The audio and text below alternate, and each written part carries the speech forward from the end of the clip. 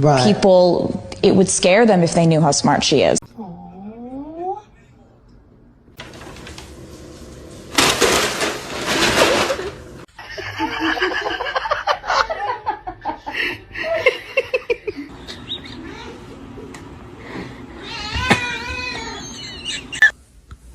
I love you.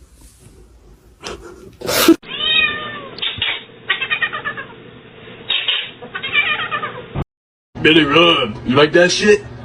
Yeah, you do.